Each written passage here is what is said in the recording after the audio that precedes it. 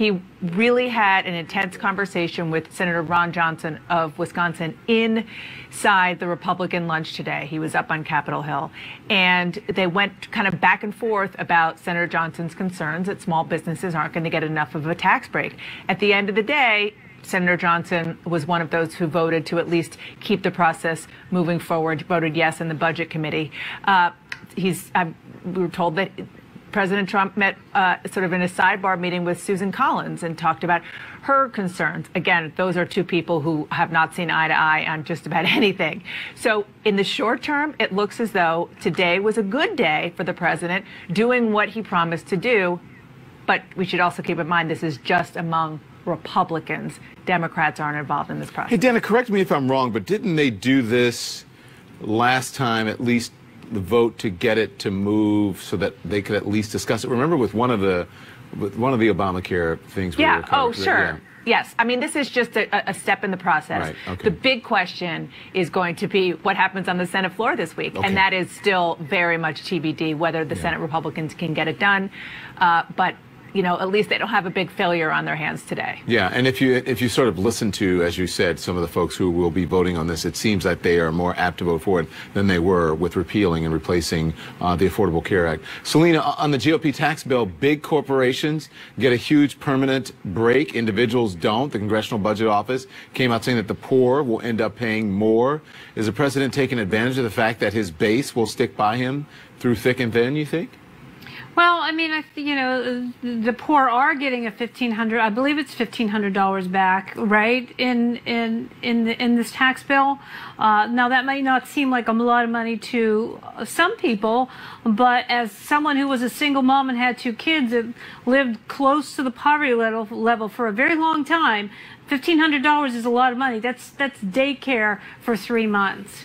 So, you know, I think there's a little bit of everything in this bill for the people that supported him. And it's interesting to me as someone who saw the different sort of coalitions that were forming around President Trump that people didn't really understand and why they sort of missed this election. So you see the upper middle class suburban voter getting something that they want, but you also see the middle class getting something that they want. Peter, and then you also see the child credit tax credits, which is also really, really important, especially for single parents or a struggling young family. But Peter, the big difference is that for big corporations, it's permanent. It's not permanent for, this is temporary. Right. In order to pretend that this doesn't explode the deficit, these tax cuts have to end for individuals in 2025, which means that according to the Joint Committee on Taxation, by 2027, taxes for people making under $75,000 will actually go up. Right? So if we actually take them at their word that these tax cuts are going to end in 2025, overall the taxes are actually going to go up for people making under $75,000. The huge windfall is going to be for the very wealthy. If you don't believe that, if you think all the tax cuts are going to continue, then you have a massive budgetary deficit problem. In the same, we saw this movie before. This is exactly what George W. Bush did at the beginning of his administration. Dan, so there were a few people in the audience tonight who asked about that. Saying, how can you guarantee that, you know, for now until forever, or when this comes up again, that we won't get a tax increase? Was there a good answer for that? Not really. I mean, I think that generally the answer that Republicans give is the economy is going to do so well. There's going to be so much economic growth with this tax reform, really tax cuts, that it's not going to be an issue. But we'll see. I mean, it's really hard to tell whether or not that's going to happen, particularly when you just look at history. There wasn't as much reform, granted, but certainly there was a big tax cut in 2001 with George W. Bush. And what happened, according to the Congressional Budget Office, is over the next 10 years, the deficit exploded. So, you know, it's unclear exactly how this is going to sell. And I think that the answer is whether or not people who are at home, who are middle-class voters in particular, people who took a chance on Donald Trump, even though their families or they personally have voted for Democrats for a long time, whether they're going to feel the tax relief or whether there will be a tax increase because of this bill if, in fact, it becomes law. Dan, I have to ask you about this. I'm going to get the other folks in, but I have to ask you, I have to change subjects now. This New York Times report tonight on President Trump on a few fronts. First, the president continues to suggest that the voice on the Access Hollywood tape isn't actually him. He is still questioning the authenticity of President Barack Obama's birth certificate in closed-door conversations. He also continues to repeat the claim that he lost the popular vote because of widespread voter fraud. I just want to read some of it here, and here's what it says. It says, Mr. Trump's journey into the realm of manufactured facts have been frequent enough that his own staff has sought to nudge friendly lawmakers to ask questions of Mr. Trump in meetings that will steer him toward safer terrain. Dana, what is going on here? This is Donald Trump, Don. I mean, it is. It's the Donald Trump that you interviewed during the campaign, that I interviewed, that we watched on the campaign trail, and more importantly, the one who we saw before this presidential run back in 2010 and 2011 when he was very aggressively questioning President Obama's birth certificate. It is his personality trait, and it is the kind of thing that he continues to do to be Donald Trump, as opposed to evolving into the president of the United States and all of the things that go with the traditions of being president. People didn't elect him to be a regular politician. I totally get that. But that's far different from pushing things that are false, pushing things that are not factual, and pushing things that are hurtful to people who had that office not that long ago. How is this, Selena? How is this helpful to the president or his base by him making things up? How is this helpful? I mean, as Dana said, this is how he was during the campaign. I mean, that's the thing about Trump, and that's the thing about the people that voted for him. He was a known commodity in their lives for 20 years. But Selena, with all due respect, this is not the campaign anymore. He's a leader of the free world. I know that, but he's still the same person. And the majority, he did not get the majority of the American people voting. There is no, it doesn't matter. He still won, and he still got the vote, and the people that voted for him knew exactly what they were voting for. They weren't. What I'm saying by that is the whole popular vote thing. He's still saying that he won the popular vote because of massive voter fraud. That's factually not true. I know. The Access Hollywood people have come forward and said the tape is absolutely true. President Obama has presented his birth certificate. Yeah. But how is this helpful? That's what not that that's yes, that's how he won. We all agree with that. Yeah. Sorry, I misunderstood you. Yeah. It's not. I don't think it's helpful, but I don't think it changes the minds of the people that voted for him, because they knew that's who this guy is. Maybe that's where that whole take him seriously but not literally thing. You know, he has always been loose with the facts. I have always encouraged people to read that first book that he wrote or, had a co-writer with, The Art of the Deal. I mean, it's all in there. He comes right out and says, I twist the truth. To get what I want, or to make a point about something else. Yeah, Peter. Let's just. I mean, he's saying, "I twist the truth." That means I lie, right? What does that mean when you're twisting the truth? It means I lie. He is not dealing in reality. When I can't even put it into words, because you know what I want to say here. When are people going to start saying? Stop, not be afraid to say something is up with this person. You know what I find despicable? These White House advisors are going off the record and snickering to the New York Times because they know that they're working for a man who's a pathological liar. Those are actually Ted Cruz's words, a pathological liar. A man who is disconnected from reality. They know how dangerous this is because they see it up close. The Republican senators know it because they see it too, but they don't have the guts to actually come out and say that this man is a threat to our republic and to resign. They'd rather snicker to the New York Times on background about it. If they really believe this stuff, they shouldn't be complicit. Yeah, it's this way. I was trying to get one of the quotes here where it says that a Republican, a lawmaker, laughed, I think it was a senator, laughed at the president talking about, thought it was funny, but didn't want to be named on the record. How is that funny? we're talking about cowardice here, right? There are a few really brave, honorable exceptions. I think in that piece they said that Jeff Flake is going to give a series of speeches about Donald Trump's relationship to the truth. He's a brave man, Bob Corker, but most of them are too afraid of their political base to stand up to him. Let's put the quote up because I don't have it in front of me. There it is. It said one senator who listened as the president revived his doubts about Mr. Obama's birth certificate chuckled on Tuesday as he recalled the conversation.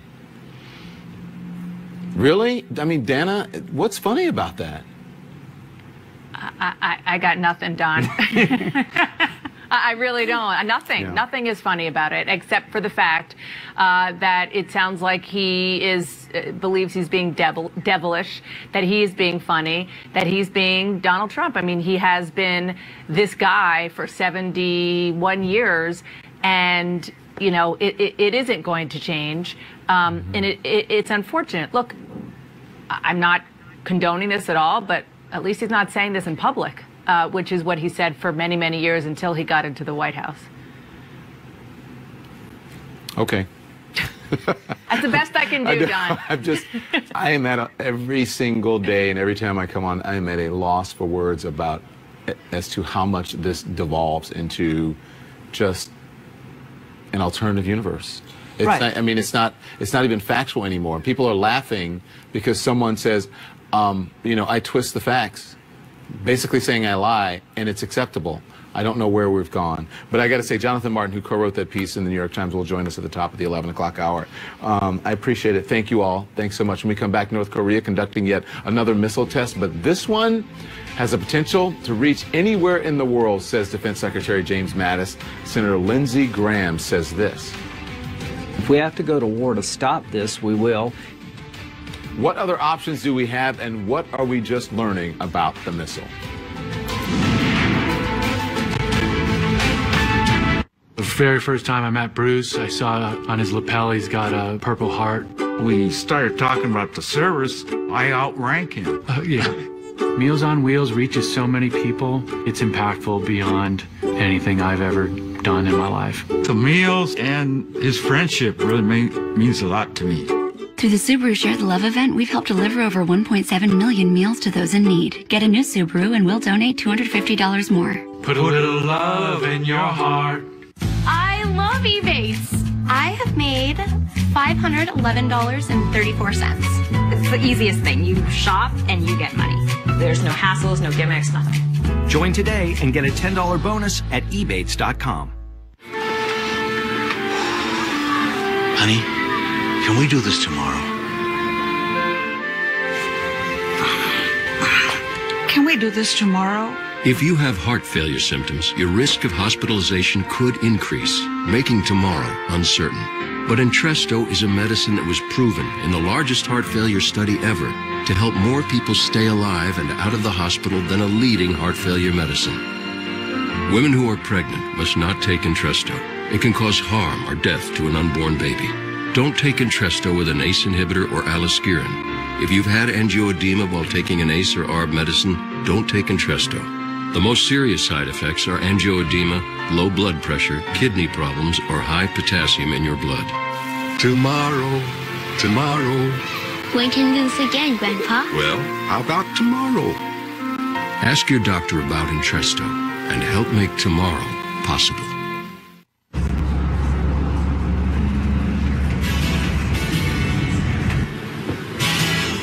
Give a little bit. Give a little bit of your love to me. There's so much that we need to share. So send us word and show that you care. Give a little bit of my love to you. You won't see these folks at the post office. They have businesses to run. They have passions to pursue. How do they avoid trips to the post office? Stamps.com. Mail letters, ship packages, all the services of the post office right on your computer. Get a 4-week trial plus $100 in extras, including postage and a digital scale. Go to stamps.com/TV and never go to the post office again. For 100 years, heritage and innovation have made Gillette the #1 shave in America. Now get Gillette quality at lower prices every day. Brought to you by 1,200 workers in Boston. We're proud of giving you our best. Gillette, the best a man can get. This is an apple. And this is a distraction. But it will never change the fact that this is an apple. Saturday on an all-new Axe-Files, Academy Award-winning actor Tom Hanks talks Hollywood, his love of history, and his reaction to President Trump's first year in office. The Axe-Files with David Axelrod, CNN, Saturday at 7. Take a stand, make a stand for what's right. It's always worth the fight. And I stand up for you. On Sunday, December 17th, join us for CNN Heroes, an all-star tribute, hosted by Anderson Cooper and Kelly Ripa. CNN Heroes, an all-star tribute, live December 17th at 8 p.m. on CNN. Closed captioning brought to you by Cold Ease. Shorten your cold with Cold Ease. Cold Ease can shorten your cold by 42%. This was nice. Might not make your first date 42% better. Shorten your cold with Cold Ease, guaranteed. Chilling new developments on North Korea tonight to tell you about. Pyongyang announcing a missile launched today was a brand new type of ICBM with far superior capabilities, able to reach anywhere in the United States. The Secretary of Defense, James Mattis, says it went, quote, higher, frankly, than any previous shot they have taken. President Trump saying this. As you probably have heard, and some of you have reported, a missile was launched a little while ago from North Korea. I will only tell you that we will take care of it. We have General Mattis in the room with us, and we've had a long discussion on it. It is a situation that we will handle. Joining me now is CNN military analyst, Major General James Spider Marks and Colonel Cedric Layton. Good evening to both of you. Thank you so much for coming on. Colonel Layton, I'm going to start with you. What's your takeaway from what you saw today? Well, Don, I think the biggest thing is that, as Secretary Mattis said, this is a missile that has greater capabilities. The North Koreans are now calling it the Hwasong-15. The Hwasong-14 was the one that was launched in July. And basically, we're talking a higher altitude, a greater capability, and that greater capability means that it can have a range that may encompass the entire United States and potentially basically the world from North Korea, and that is a significant development. General Marks, tonight a North Korean official told CNN's Will Ripley that they have ruled out diplomacy with the United States until they, North Korea, can demonstrate their nuclear capabilities. The official told Ripley that there are two steps to this goal. First, a testing of the long-range ICBM, and the second is a large-scale hydrogen bomb test. So with today's launch, did they accomplish step number one, and how is the U.S. going to respond if they test a nuclear bomb?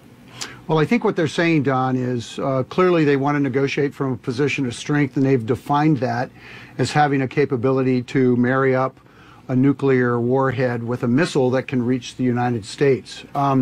They have been on this path to achieve that capability for literally the past decade, and no country, no nation, no form of influence has been able to modify their behavior and to put them down a path that would arrest that or at least modify it in some way. So I think it's fair to say that our intelligence community can step up clearly within about the next few months and state with certainty they've got the missile that can strike anywhere, they've got the nuclear capability, and they've been able to miniaturize it, marry it, and can launch that thing. Now, I would also suggest that that capability has been on a path to be achieved over the course of many, many years. So we're seeing this unfold in front of us. Bear in mind also that in February, coming up in just a few months, the Winter Olympics will take place in South Korea. That is a watershed event. That's the world will be focusing on the peninsula. Kim, in advance of that, will pop another nuke. He's already achieved his third ICBM launch. He'll probably pop another nuke of some sort, and then he'll back off during the celebration of the Olympics. But the world will be paying attention like they never have before. So let me just ask you, Colonel Layton, what everybody's wondering, is there a chance we go to war here with North Korea? Oh, absolutely. There's a chance. I don't think it will happen immediately. I hope that it won't happen ever. But there's definitely a chance, and we have to be prepared for that. We have the greatest risk, I think, here is miscalculation. And that the idea that we've got two leaders who really don't understand each other, that gives me a lot of concern. And the fact that now one of those leaders is developing weapons that can potentially hit a large portion of the globe, and he's really looking for ways in which he can demonstrate his capabilities. That is going to be, I think, the biggest danger that we have here. And then plus, of course, any response that we make is going to have to be tempered with the realization that this could very quickly spiral out of control. Short answer, if you can, General Marks. What do you say to my question before? Yeah, we need to be very, very concerned. Clearly, the options are narrowing. Economic sanctions, diplomatic sanctions take time to have an effect. The military can solve this problem. There are tremendous downsides were there to be a military option. Seoul would suffer greatly. We could eliminate the threat in the north, but the consequences would be huge. Gentlemen, thank you. Appreciate your expertise, always. Thanks, Don. See you next time. You When we bet, come Don. back, it was a videotape which had the potential to derail then-candidate Trump's campaign, talking about grabbing women by their genitals. Mr. Trump issued a rare public apology, but now he's expressing doubts that the voice on that tape was even his, and bringing back the fake claim that President Obama was not born here. I'm going to talk with one of the New York Times reporters who broke the story. That's next.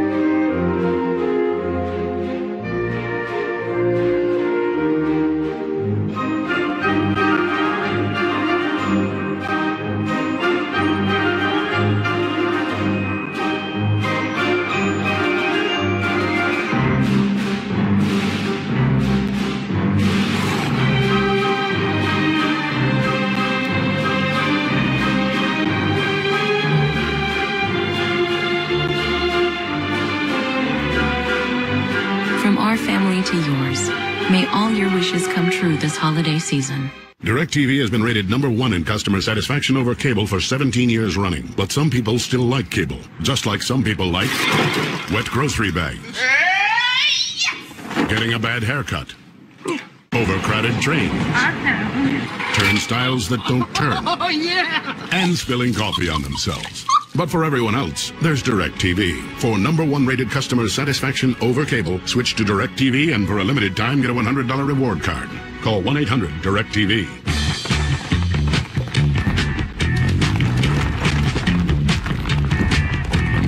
Keep your most valuable insights hidden from your competitors. The IBM Cloud, the cloud for business. Yours. Paul! Paul! We got this!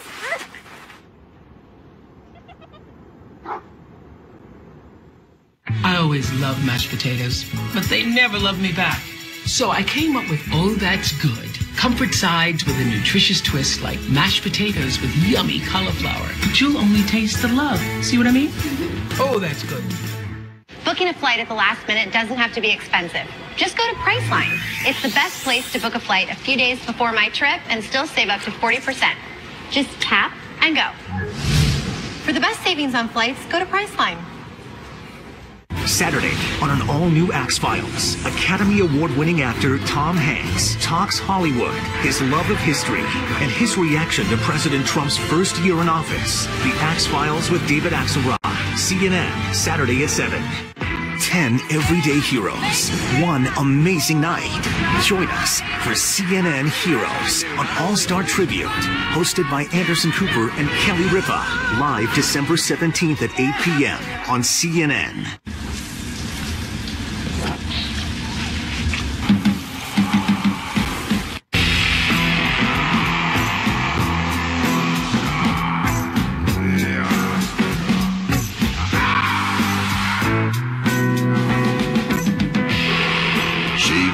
the Dollar Shave Club.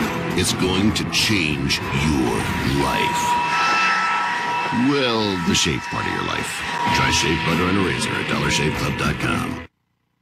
After a natural disaster, contractor fraud is more common than you might think. But we can all protect ourselves by following a few simple steps. Only hire experienced contractors. Ask for references. Always insist on written bids and estimates. Read your contract and ask questions before signing. Never pay in full up front. Pay in increments. For more tips and recovery guides, visit sbpusa.org.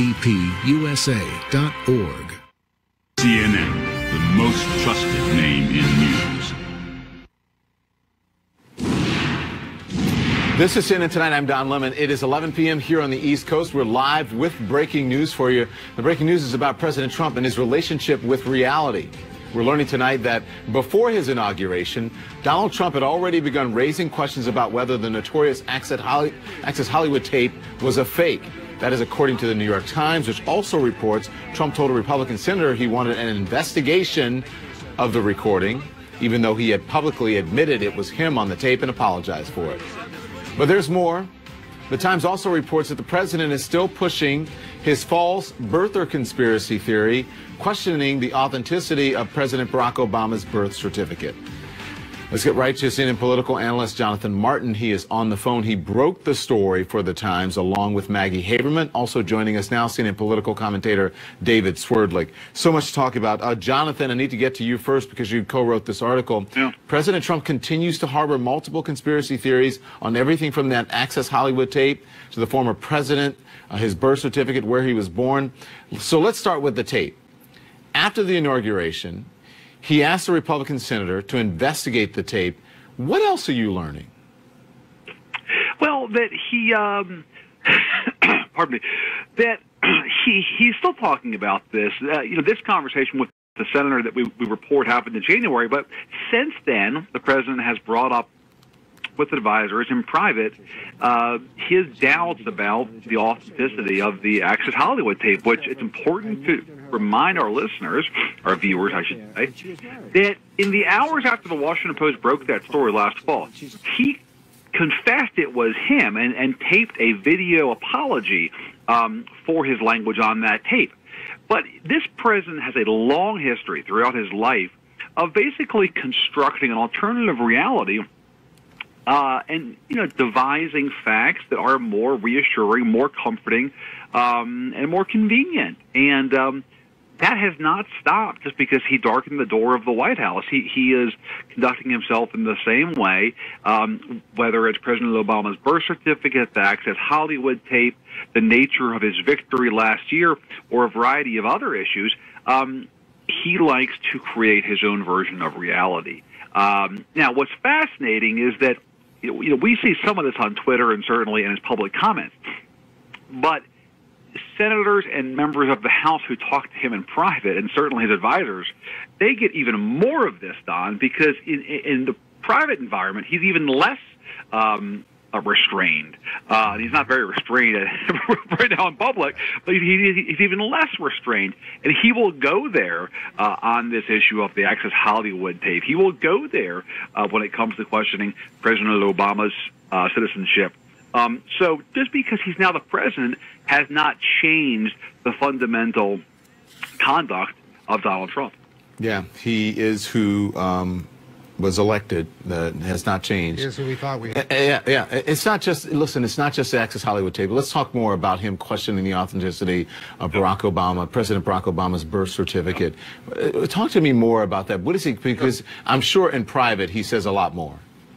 Yeah, I mean, look, as my source told me, he has a hard time getting over this. President Trump does. He is still harbors questions about the fact that President Obama was indeed born in Hawaii. He doesn't want to say this publicly because he knows it'll sound a little bit fringy, but he still isn't totally convinced. And he's musing about this in private conversations with lawmakers. And here's the thing. I was in the Capitol today for a few hours, and you talk to the GOP members of Congress, and publicly, most of them are uneasy about offering their full, candid views of this president. But when you talk to them in private, you talk to them one-on-one, they're pretty upfront about the fact that they don't take all of the president's words to heart, that they are kind of getting used to how he conducts himself and his, disregard for the facts. And that's a remarkable thing for an American president, for members of his own party in the Congress to say, but it's where we are.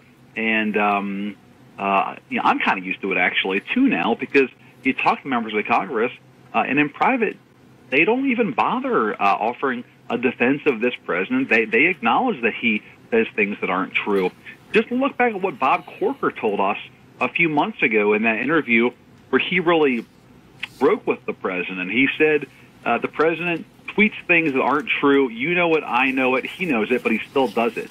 And if you talk to members of Congress privately, they will say similar things to you. Yeah, and listen, also what Jeff Flake has been saying about the president, and what is reported that he will continue to say. Too. I saw Senator Flake today, Don, and he has obviously been very outspoken about this president. He revealed to me that he's actually about to start giving a series of speeches on the Senate floor about his concern about where American democracy is. And he said that his first speech is going to be about what he views to be the most important issue, and that is the truth and the importance of the truth. And as he told me tonight, when I talked to him, he said, if we don't have shared facts, it's a threat to democracy. So this is not just, hey, this president says things that sort of stretch the truth. There are members of his own party who are deeply concerned that he is doing damage to the fabric of American democracy. And that's an extraordinary thing for them to say. Yeah, but yet they won't say it publicly. Listen, here's after they're retiring. Yeah. So listen, here's what I have to ask you, and one of the main reasons that I'm asking you, there are other reasons I'm asking you about this. I'm not sure if you heard the conversation I had just before you with the military folks here, and we're talking about possibly going to war with North Korea. Yeah. Do these people question this president's grasp of reality? Because that's important to the safety of the country and the world. If this is a person who can declare war, who has the military codes, but then is lying and admits that he does and doesn't have a grasp of reality, that's concerning. That's important. Do they voice a concern about that? That's a great question, and I think that Senator Corker mentioned this to me a few months ago, and he's uneasy about it. Look, I think that what these lawmakers comfort themselves with, Don, is the fact that they believe a lot of what the president does is mere bluster, that he's blowing off steam, that he doesn't follow through with a lot of his threats, that he kind of moves on after popping off.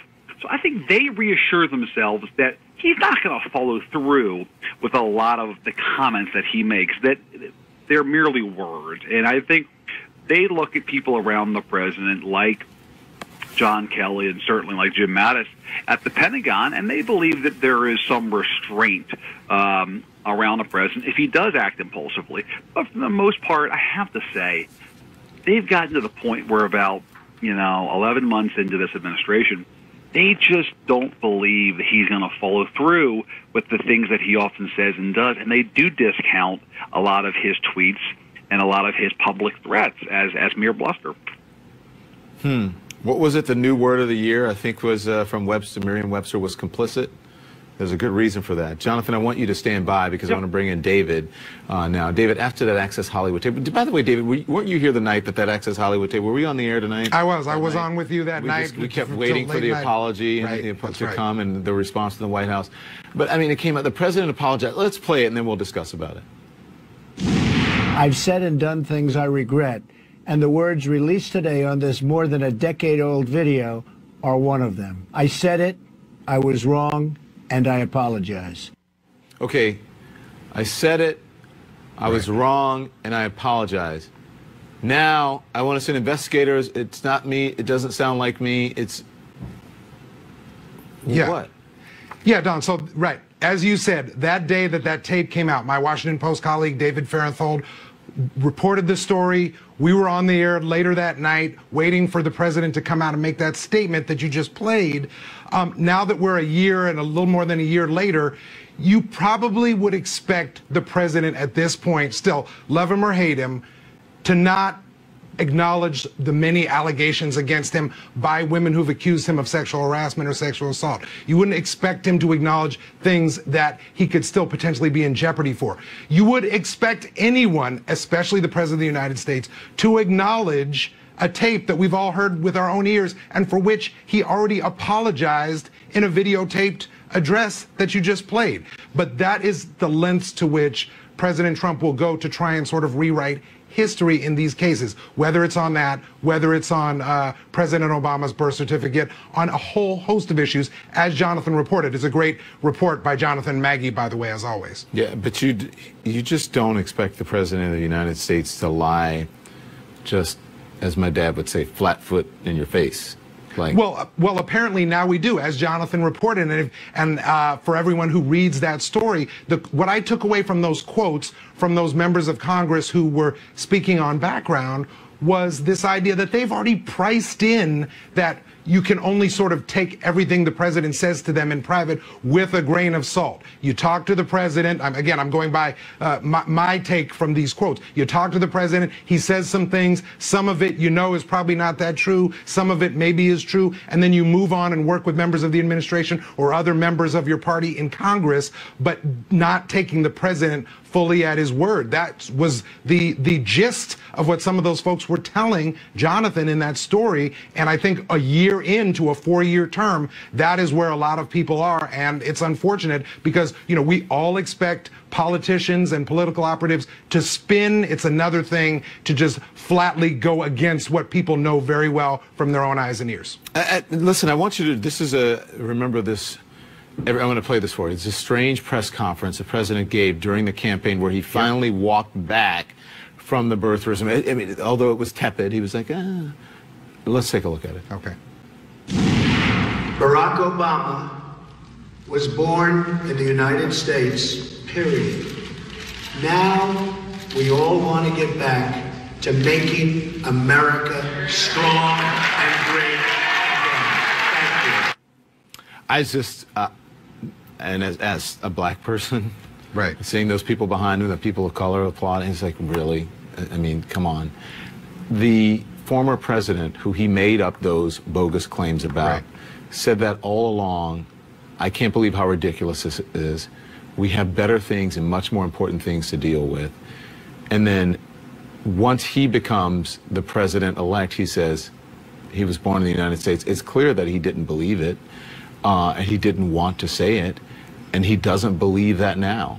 Or maybe he does, but maybe there's some reason he's saying it because he just doesn't like the president who he inherited a great economy from. Yeah. He inherited a great job market from, who he continues to say, you know, oh, well, the stock market is doing great for years under Barack Obama. Maybe he's just, I wonder what he would have said had he inherited what Barack Obama inherited from the president before him, what he would have to say about that president. Yeah, two things on. I mean, first of all, clearly, as you say, there is something particularly loathsome about the way President Trump, as a candidate, glommed onto, or even before he was a candidate, glommed onto the birther movement as a way to sort of crawl his way to the top of the heap in presidential politics. But leaving that aside for a moment, because we've talked about this a lot on your show, let me just go into what you just said, that the president, part of this is about President Obama, and part of it is about President Trump himself.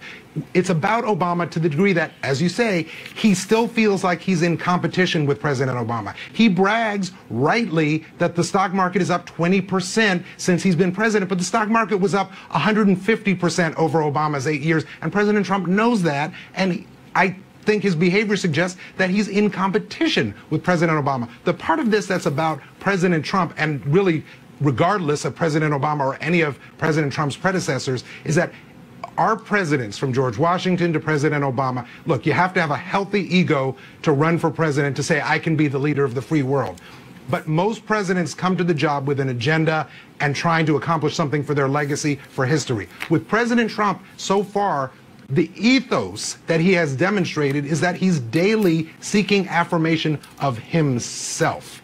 And that's where you get the situation where President Trump often is saying behind the scenes that he can't sort of accept the results of the election, or can't accept President Obama's birth certificate, or can't, affirm that he said what he said on the Access Hollywood tape and then apologize for publicly on the Access Hollywood tape, because those things don't redound to the image that he wants to have. So much more to talk about, but unfortunately I only have so many hours in a day and so many hours in this broadcast. Thank you, David. Jonathan, thank you. I appreciate it. Thanks, Don. I wonder what you're going to be reporting tomorrow or in the next couple of hours. So I want to bring in now a New York Times columnist, Nicholas Kristof, who's been standing by patiently here. What do you make of this? Presidents always exaggerate, they spin, but they're always at least tethered to reality, albeit sometimes with a long tether. President Trump is the first president I've seen who is simply untethered. And, he's been this way not only for the last year, but he's been this way for decades. And I think what is also unusual is that typically when we elect a flawed person as president, as we often do, that person does grow into the presidency. President Trump has had a remarkable ability to stay absolutely the same as he's always been. You're being kind, saying flawed. Yes, I am. Yeah. And the thing that people don't want to talk about is that this is not rational. This is not sane. This is crazy. I mean, I think there are two aspects here. One is the degree to which this demeans the U.S., degrades the presidency. But before you say that, this is hard to say something like that. It's hard to call the president a liar. It's hard to question the president's grasp of reality, because as a journalist, I feel that I have more respect for the office that he holds than he has. And so, as a journalist and the person who is supposed to call into question, supposed to hold the president's feet to the fire, I feel an obligation to say that this is nuts. This is insane. I mean, but I do think that I think you're absolutely right, but I do think we respect the office by holding the people who hold that office accountable. And I think that, I think that our job as journalists has to be to try to continue that truth squatting. And I mean, this raises obvious questions about what this does to American soft power, to the role of the presidency, but also to the degree to which decisions are made based on facts as opposed to some kind of alternative reality. Yeah. Here, this is what the reporter in the piece, Maggie Haberman, tweeted. She said, read the Access Hollywood. It was one of the rare moments he felt public humiliation in his life. And so people who know him say he is trying to will it away to some extent when he talks about it. What is going on? Is he gaslighting himself? Like, what is that? I mean, but I really do think there is a continuous pattern here. What he's doing now with that Hollywood Access tape is exactly the same thing he was doing in the late 1960s when he was caught denying blacks access to his apartment buildings in New York City. And he absolutely denied what was crystal clear, what was proven in documents. And this has been a continuous pattern throughout his career. And I mean, frankly, a lot of other countries do this too. I spent 5 years in China, where political leaders routinely, if they don't like a reality, they just construct an alternative one. And any connection with reality is largely coincidental. And I think that is to some degree what President Trump is doing. If a fact situation doesn't work, he invents a new one. We used to have the luxury of saying it happens over there, but it doesn't happen in the greatest democracy in the world, the greatest country in the world. And now those sort of dictatorial behaviors and is being used on American people. And it has a real cost. And speaking of North Korea, because I want to turn to North Korea now, the president is now reacting, and this is the frightening part of North Korea's launch of an intercontinental ballistic missile earlier today. Watch this. As you probably have heard, and some of you have reported, a missile was launched a little while ago from North Korea. I will only tell you that we will take care of it. We have General Mattis in the room with us, and we've had a long discussion on it. it is a situation that we will handle. And so that was toned down, and it should be. There was no Rocket Man. There was no Fire and Fury. What is behind that? Do you think he realizes the seriousness of the moment? Boy, I hope so. I mean, I think there's a lot of nervousness, frankly, in Congress and actually in the Pentagon that there's a growing recognition that our strategy has failed. Our strategy had been to get China to apply pressure to North Korea through sanctions to get North Korea to change its behavior. That no longer, I don't think anybody thinks that is working. I think it's also clear that our strategic aim, which was to get denuclearization of the Korean Peninsula, is also not feasible. So right now we have a strategic aim that is not feasible. We have a tactic and a policy that is not working. And so there's a lot of anxiety that what's left, that President Trump may, as he has promised, talk about military options. And presidents have thought about this since President Nixon in 1969. They've always pulled back because those options are so awful. Yeah. I know you know the power of your words, and I can feel you weighing them every time you come here, but I always appreciate your candor. I think when you come on this show, you're always honest, but I think you're even more honest, and I really appreciate that. Good to be with you, Don. Thank you so much, Nick. When we come back, President Trump continuing to push false conspiracy theories from the Access Hollywood tape to President Obama's birth certificate. But does the president really believe all this? Does he expect us to believe it?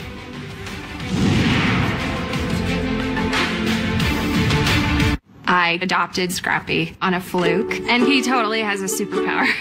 Didn't know I was allergic to ibuprofen, and I had fallen asleep. He was totally freaked out, digging and pawing at me, and when I woke up, I realized that I was in anaphylaxis and went to the emergency room. I don't know what I would do if he wasn't there. He's the best boy. Through the Subaru Share the Love event, we've helped the ASPCA save nearly 40,000 animals so far. Get a new Subaru and we'll donate $250 more to help those in need. Put a little love in your heart. I do quite a bit of holiday shopping, and I use Ebates for all of it. I earn cash back just by doing the shopping I was going to do anyway. I use that cash back to buy more gifts, or actually a gift for myself. Join today and get a $10 bonus at ebates.com. You won't see these folks at the post office. They have businesses to run. They have passions to pursue. How do they avoid trips to the post office? Stamps.com. Mail letters. Ship packages. All the services of the post office right on your computer. Get a 4-week trial plus $100 in extras, including postage and a digital scale. Go to stamps.com/TV and never go to the post office again. Looks like you're not sleeping well. Yeah. How did you know? Megan! What? Hey, you're that guy. The My Pillow guy. That's right, and I'm here to help you get the best sleep of your lives. Oh, you have a down pillow.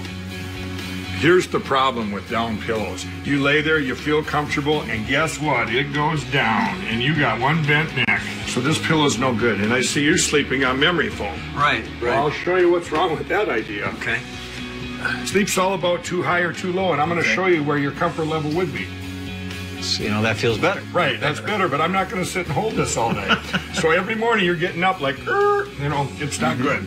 Just like all of you out there, I had problems sleeping. I had tried every pillow out there and none of them worked. That's why I invented My Pillow. My patented fill adjusts to your exact individual needs and helps keep your neck aligned. My Pillow will hold its shape all night long, regardless of your sleep position, for the best sleep of your life. It feels great to wake up in the morning and feel well rested. It's shocking to me that a pillow could make this big of a difference in my life. I make all my pillows in my home state of Minnesota, and I back them with my 60-day money-back guarantee. My Pillow has a 10-year warranty, and it's machine washable and dryable. Sleep is one of the most important things to your health, and My Pillow is one of the most important things to your sleep. Call or go online to order My Pillow Premium, and Mike will give you a second pillow absolutely free. Use the promo code on your screen to get 2 My Pillows for the price of 1. Don't delay. Order now. You're sleeping better. Much better. And you're looking good. Feeling good. I knew you would. For the best night's sleep in the whole wide world, visit MyPillow.com. 10 everyday heroes, one amazing night. Join us for CNN Heroes on All-Star Tribute, hosted by Anderson Cooper and Kelly Ripa, live December 17th at 8 p.m. on CNN. This is an apple. Some people might try to tell you that it's a banana. They might scream banana, banana, banana over and over and over again. They might put banana in all caps. You might even start to believe that this is a banana. But it's not. This is an apple.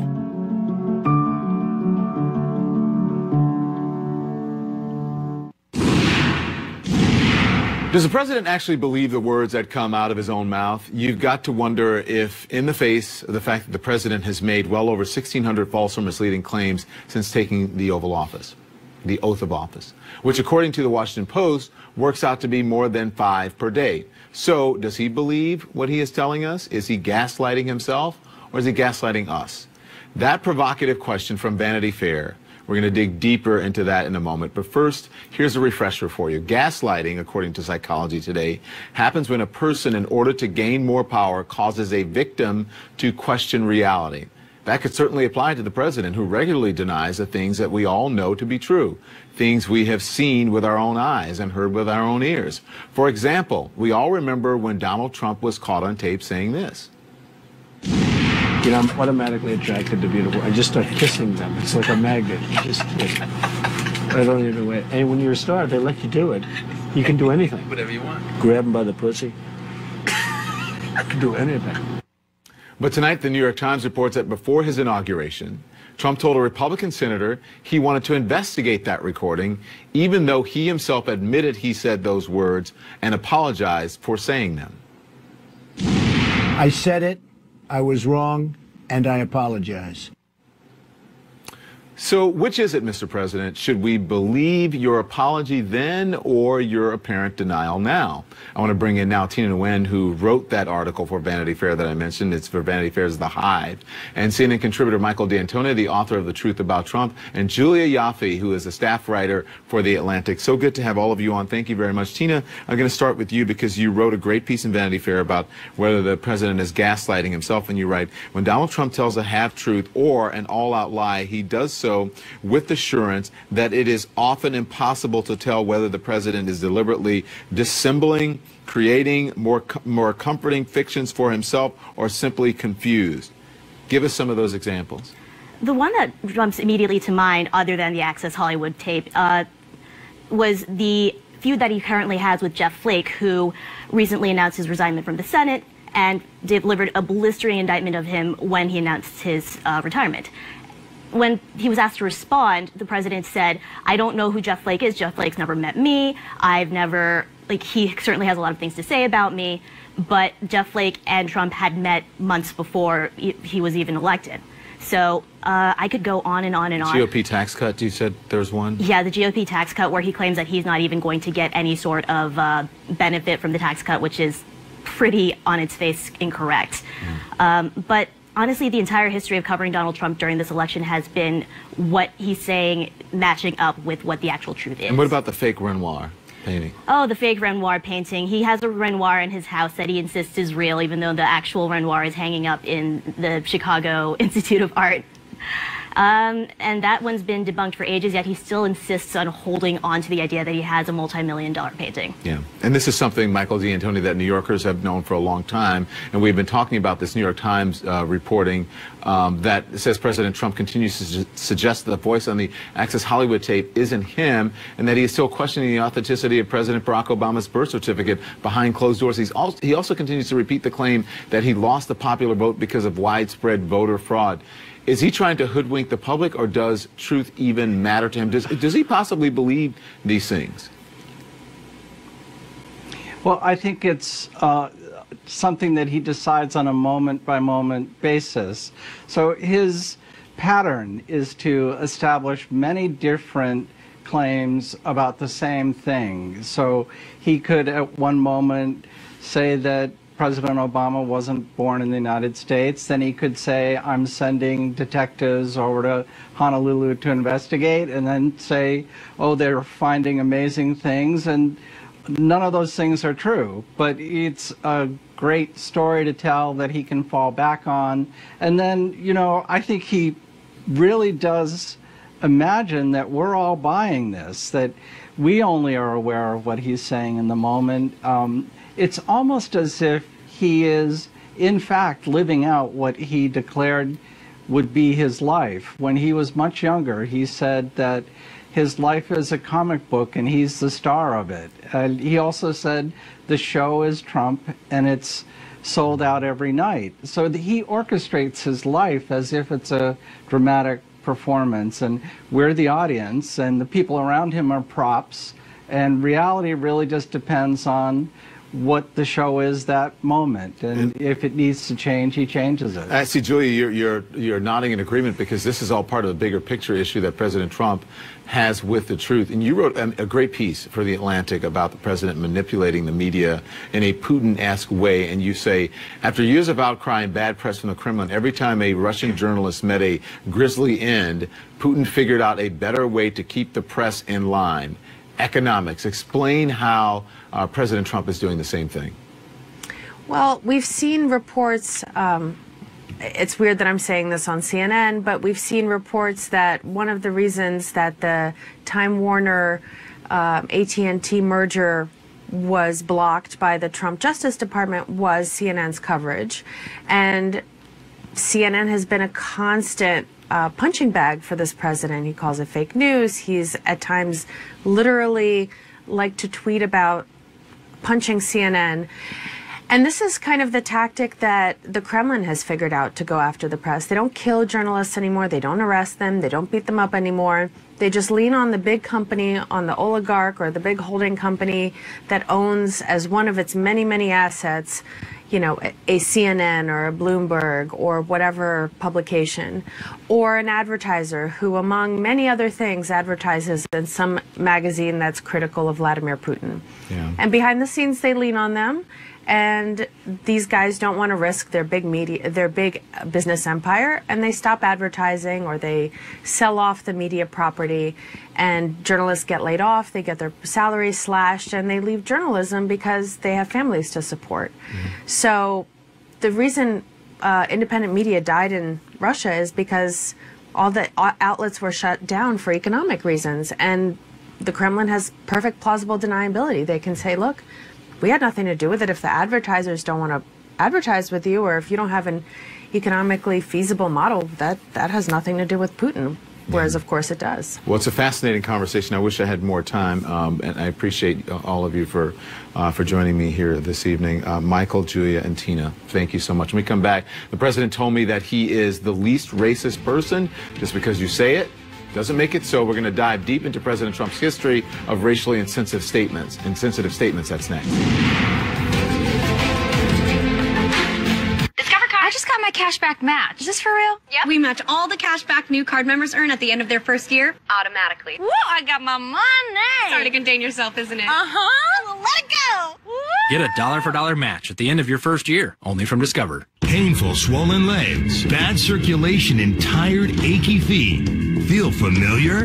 Introducing CopperFit Energy Socks, graduated compression activewear designed to help reduce swelling and provide energizing support for improved comfort, performance, and endurance. I'd never felt anything like that before. It makes all the pain go away when I wear them, and I just feel better. I feel more confident. I feel like I can just get out there as much as I want to now. You can just feel them working. I couldn't believe it, but I had no swelling when I took them off. My legs are just energized. Graduated compression helps reduce swelling discomfort from prolonged sitting or standing. Being at the professional level, your body takes quite the beating. When I discovered the CopperFit Energy Sock, it took the pain away. It really gives you that revitalizing feeling. It makes you more energetic. A new sleek, stylish design for everyday wear. Soft, comfortable, odor-reducing, copper-infused fabric. It's definitely cool to be able to wear something that makes you look good, but you're also getting a benefit from it as well. Every time I take a long plane flight, or if I'm on my feet way too long, my ankles swell up. I've made like 4 trips now where I've worn the energy socks, and I have not had a problem with swollen ankles. I don't feel the pain or the tiredness that I have felt in the past. Feel more energized. Feel more active. Just feel better. You know that when you find something that works, you're going to tell everybody you know. These socks will change everything. Revitalizing activewear for improved comfort, performance, and endurance. And guaranteed relief of painful swelling or your money back. Call 1-800-420-4936. Or on the web at GetEnergySocks.com. Get 2 pair of white or black energy compression socks for only $19.99 plus shipping and processing. I like this. I mean, it really makes a difference. My legs would tingle at night and they don't now. That was a very observable difference. Feel the power of CopperFit compression. Live limitless. This is what it's all about, Jamie. Helping small businesses. Damage a vehicle? We got you covered. Property damage? That's what general liability's for. What? Injured employee? Ow. Workers' comp helps you pay for a replacement. What's happening? This is Carla. How's it going? And if anything comes up, our experts are standing by. Boom. Saturday on an all-new X-Files, Academy Award-winning actor Tom Hanks talks Hollywood, his love of history, and his reaction to President Trump's first year in office. The X-Files with David Axelrod, CNN, Saturday at 7. Hello, my name is Garfield. Garfield is now on Boomerang. That should be enough stimulation for one morning. Sit back and binge with Garfield, all November long. Some of us were born to be great.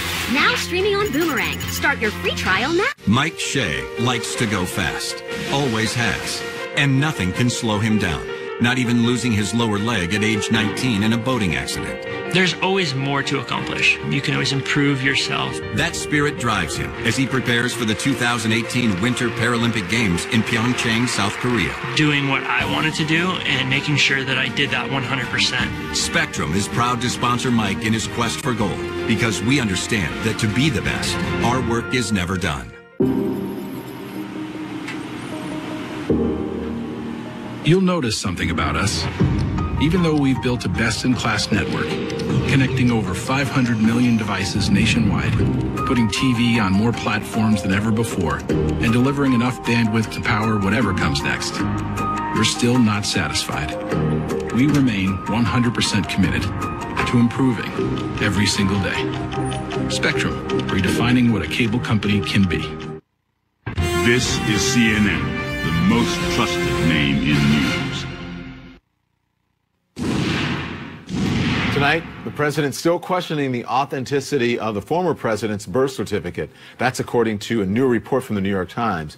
Why would he revive this false conspiracy theory that the first African-American president was not born in the United States? Perhaps the same reason he called Senator Elizabeth Warren Pocahontas at an event honoring Native American war heroes yesterday. Tom Foreman has more on the president's history of attacking people of color. Tom? Hey, Don, some of President Trump's recent statements give ammunition to those who believe he routinely says things that, at very least, encourage racist viewpoints. Donald Trump's digs at Elizabeth Warren over her claim of Native American heritage were sure applause lines on the campaign trail. And Pocahontas is not happy. She's not happy. She's the worst. But when the insult was repeated in front of Navajo code talkers, World War II heroes, they call her Pocahontas, only silence followed. The Democratic senator called it a racial slur, but customarily, Sarah Sanders defended her boss. I think that's a ridiculous response. But it is far from the only time the president has crossed racially sensitive lines. When a white supremacist rally in Virginia ended in bloodshed, he suggested that the counter-protesters also bore blame while defending those marching with white supremacists. You had some very bad people in that group, but you also had people that were very fine people on both sides. As the NFL players' protest against police treatment of African Americans evolved, he was quick to demand their firing, tweeting about it numerous times, including this morning. The American public is fed up with the disrespect the NFL is paying to our country. Out of control. He is, as president, who he was as a candidate. Look at my African American over here. Look at him. While he bragged about support among minorities, he built his base by demonizing them. Immigrants from Mexico. They're bringing drugs. They're bringing crime. They're rapists. And some, I assume, are good people. An American judge Trump argued was biased against him. He is his Mexican heritage, and he's very proud of it. You have sacrificed nothing and no one. The Muslim mother of an American soldier killed in combat after her husband spoke against Trump during the Democratic convention. If she was standing there, she had nothing to say. Maybe she wasn't allowed to have anything to say. You tell me.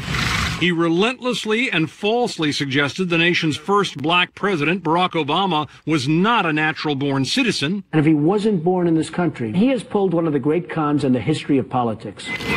And long after evidence proved 5 young men, all minorities, had been wrongfully convicted for a savage rape in Central Park in the 1980s, Trump refused to believe it, saying the fact that that case was settled with so much evidence against them is outrageous. Still, in characteristic fashion, Trump has continually and emphatically defended himself against charges of prejudice. I am the least racist person.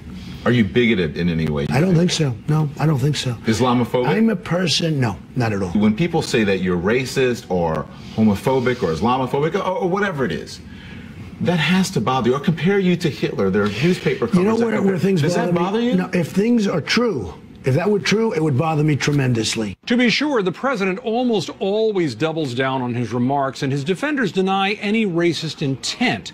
But of course, for critics, those denials are less and less convincing as more examples pile up. Don? Tom, thank you so much. When we come back, is there a deeper political motive behind the president's statements, or does he actually believe all of this?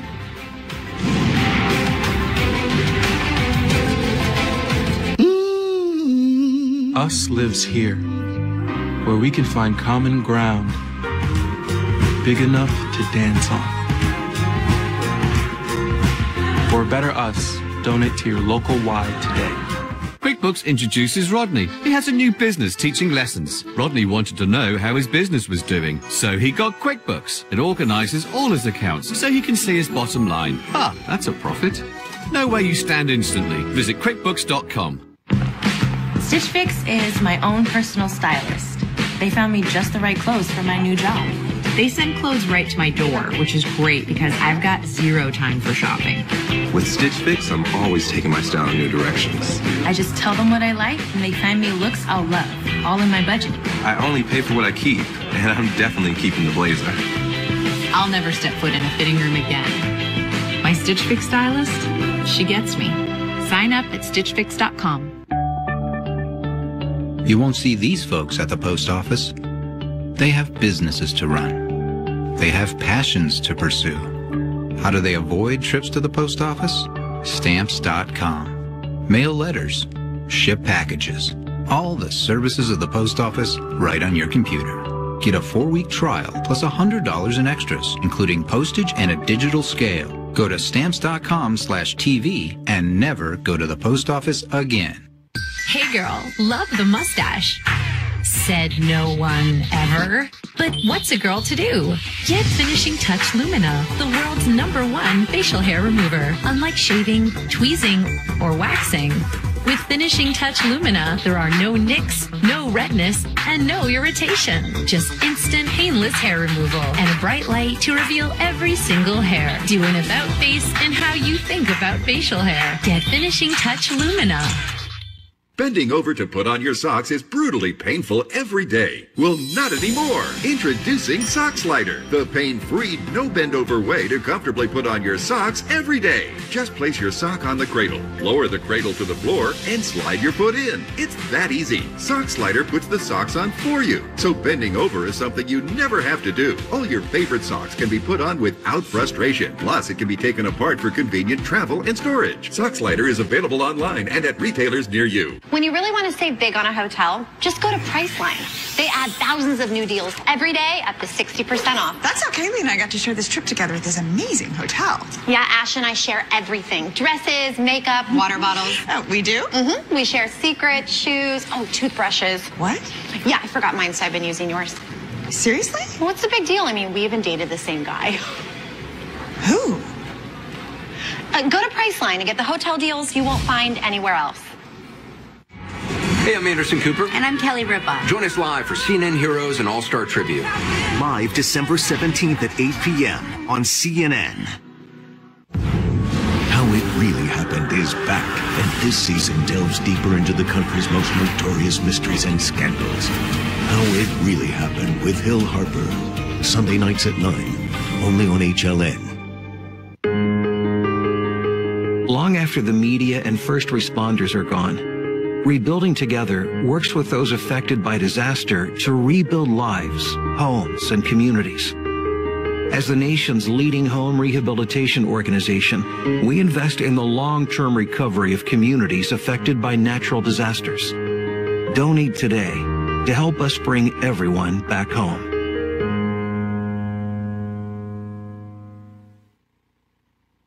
After a natural disaster, contractor fraud is more common than you might think. But we can all protect ourselves by following a few simple steps. Only hire experienced contractors. Ask for references. Always insist on written bids and estimates. Read your contract and ask questions before signing. Never pay in full up front. Pay in increments. For more tips and recovery guides, visit sbpusa.org. This is CNN, the most trusted name in news. President Trump has repeatedly made racially insensitive remarks about African Americans, Mexicans, Muslims. The latest, a slur against Native Americans. Here's what he said in the middle of an event honoring Navajo veterans yesterday. You were here long before any of us were here. Although we have a representative in Congress who they say was here a long time ago. They call her Pocahontas. There was silence after that comment because everyone in the room knew he was using a racial slur directed at Senator Elizabeth Warren. Joining me now, CNN political commentators, Bakari Sellers and Ed Martin, and Tara Setmai, the former communications director for Republican Congresswoman Dana Rohrabacher. Good evening, everyone.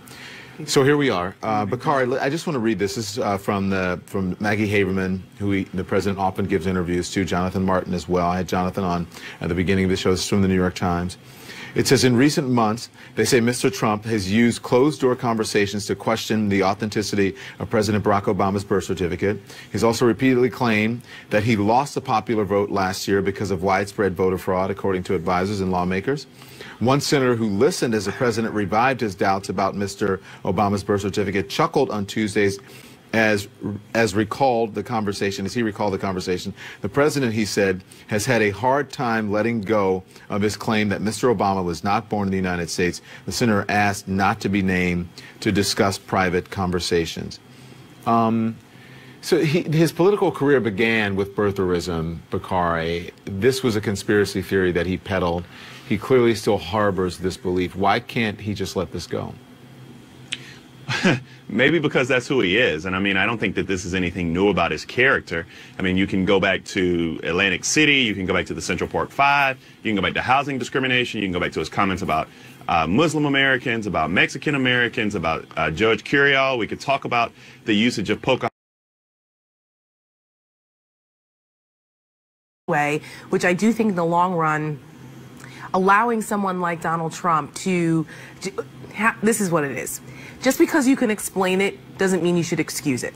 And that's what people who supported Donald Trump are continuing to do now when he continually lies and behaves in a way that is an existential threat to our republic, to democratic norms, ideals, and institutions. And every single day, something else comes out that demonstrates the threat that he poses. But it's sour grapes because... Oh, right, because he won. Because That's he won. right. No, it's not sour grapes. Pointing out what's happening, pointing out the reality in front of us is not sour grapes. It's States, those of us are concerned with how do we move forward, how do we protect the country from this, because you cannot have a functioning government when the President of the United States behaves this way. And, I mean, he knows that the comments offend people, but he doesn't want, you know, he says that he doesn't want to stop insulting people. Why does he keep saying them? Well, I mean, two quick comments, guys. I mean, I know you're talking about some of these comments, and I hear them, but Donald Trump's political career, you know, if you look back over 25, 30 years, he's been talking about immigration and China and other issues in addition to some of these other comments you brought up. But I have to say, Don, I watched your show. I watch your show with some devotion, and I'm on frequently. When I watch the New York Times reporters report a series of anonymous sources, the main one is a senator who made comments before the inauguration about the president's state of mind regarding the Access Hollywood. There's a reason out here in America we look at the New York Times and say these people are out of touch with what the news is. I mean, Maggie has been on day after day now, anonymous sources about the state of mind, about what the president believes in Access Hollywood. When Huckabee Sanders gets out and says he hasn't changed his mind, he holds the same position. So we're listening to anonymous sources, and honestly, that's you realize the this is here. the same reporter, the same That's reporters that the president calls frequently whenever he wants to get his message No, out. And he will call Maggie Haberman. So she's still discredited. Why does the president call her personally? But even with all of that, you still didn't answer the question. I asked, the question was, why does he continue to do it when he knows it's an insult? But you went on about Pocahontas, you mean? Why does he continue to insult? Well, look, I don't think even beyond Pocahontas. Well, I mean, I think the Pocahontas comment, I don't think it's a racial slur in any way. And let me say why before everybody jumps on me. If you call someone who is a Native American Pocahontas, I think that is a slur. If you mock someone who claims that she was Native American when she wasn't, that's called making fun of someone. That's not a racial slur. We don't know that she isn't. We don't know that she isn't. Well, she's already admitted that she was that. Regardless, that's not the forum. Even if that was funny, it's not the forum. This isn't a Vegas lounge act he's doing. He's the president of the United States. It's inappropriate. Does anybody realize that Pocahontas is a real person? Right. Like, Pocahontas was a real person. Pocahontas is associated with Jamestown in 1613. She was actually kidnapped by white colonialists and renamed died of Rebecca a horrible disease. and called to be a died of a horrible disease and was called a good savage. Movie about her. Disney made a movie about her. There is I'm going to ignore that. There is nothing about that story. There is nothing about that story that you should actually use that. I mean, Ed, let me help you understand this. This is like you calling me JJ, or even more importantly, you calling me Leroy. It's the same thing. No, it's not. Listen, I've got to run. I got to say this because I'm out of time. Disney made a movie about Pocahontas, right? And the movie was to honor Pocahontas, not to make fun of her. It's a real story, right? And it's classless. Exactly. So it's not a slur. I agree. It's not a slur.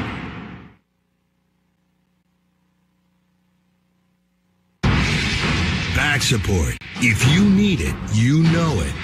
Introducing CopperFit Back Pro, the ultimate compression garment for maximum lower back muscle support.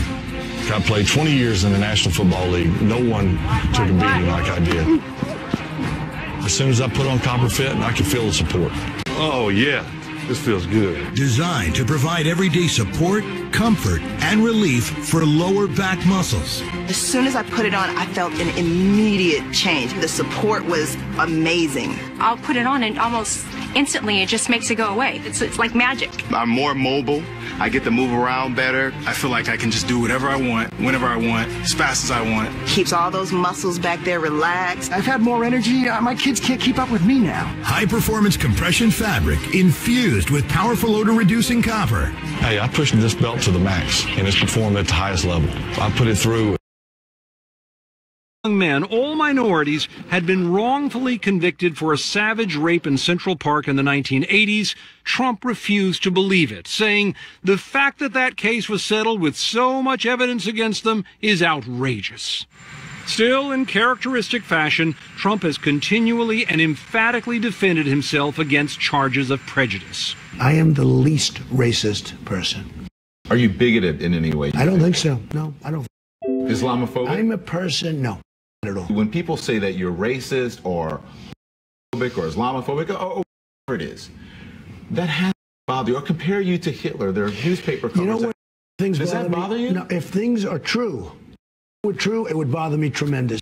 To be sure, the president almost always dealt down on his remarks, and his defenders deny any racist intent. But of course, for critics, those denials are less and less convincing as more examples pile up. Don? Tom, thank you so much. When we come back, is there a deeper political motive behind the president's statements, or does he actually believe all of this?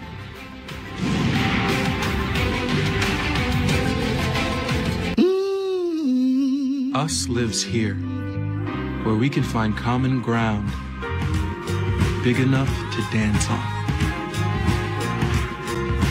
For a better us, donate to your local Y today. QuickBooks introduces Rodney. He has a new business teaching lessons. Rodney wanted to know how his business was doing, so he got QuickBooks. It organizes all his accounts so he can see his bottom line. Ah, that's a profit. Know where you stand instantly. Visit QuickBooks.com. Stitch Fix is my own personal stylist. They found me just the right clothes for my new job. They send clothes right to my door, which is great because I've got zero time for shopping. With Stitch Fix, I'm always taking down direct.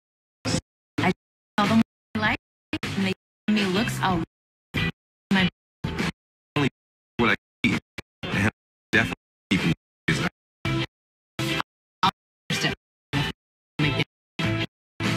Stitch Fix stylist, she gets me.